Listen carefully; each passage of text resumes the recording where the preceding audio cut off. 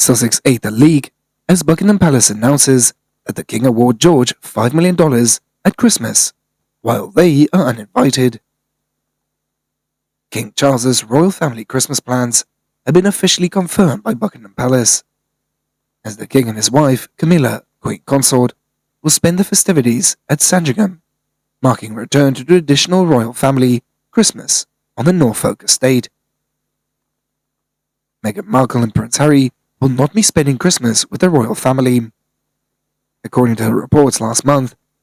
Harry and Meghan received an invite from King Charles to the family gathering,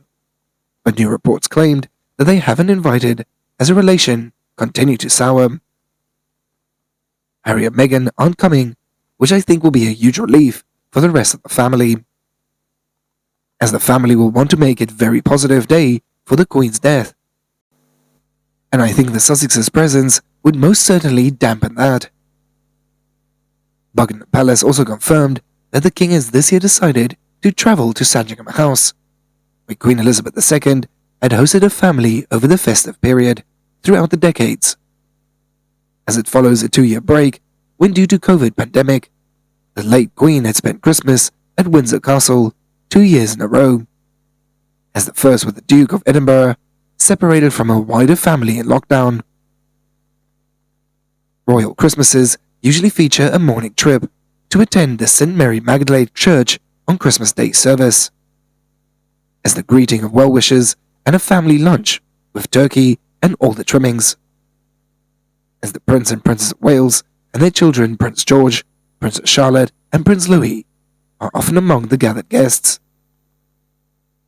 Rumour has it that at Christmas, King Charles will give Prince George a portion of his inheritance from the late Queen.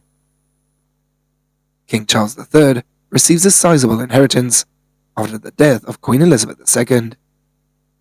as according to Fortune, Her Majesty left behind more than $500 million,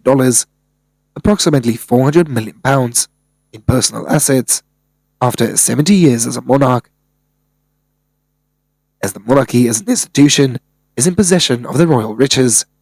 that are worth an estimated value of $38 billion. All of these will be given to King Charles III in a trust, as the assets include properties such as the Crown Estate, Buckingham Palace, the Duchy of Lancaster and the Duchy of Cornwall, Kensington Palace and the Crown Estate of Scotland. Also, on the list are the royal collection of the art and the jewellery, as well as official residence and in the royal archives. In addition, with King Charles' accession to the throne, Prince William has inherited the Duchy of Cornwall estate, which was valued at more than £1 billion, $1.2 billion, at the end of March, as the Duchy of Cornwall is said to be a lucrative asset for Prince William, as last year King Charles had received an income of more than £20 million, or $23 million, from the estate, while there are no reports that Prince Harry will receive any inheritance. King Charles has been dealing with a lot ever since Queen Elizabeth had died, and on top of his role as the new monarch, he also needs to figure out what to do with Prince Harry and Meghan Markle, as according to the royal author Christopher Anderson, King Charles is between a rock and a hard place with Prince Harry and Meghan Markle, because as a non-working royal, he knows that they should be out of the royal circle, but at the same time, the monarch also needs all the help that he could get. Anderson also admitted that he has surprised to learn that the Prince Harry wasn't allowed to wear his military uniform at the Queen Elizabeth's funeral, as Prince Edward was allowed to wear his uniform even if he didn't serve in the military. Prince Andrew, with all of his problems, was permitted to wear a uniform, but Harry wasn't, as that initial laying down of the law by Charles, or refusal to bend in the beginning, I had thought was alarming.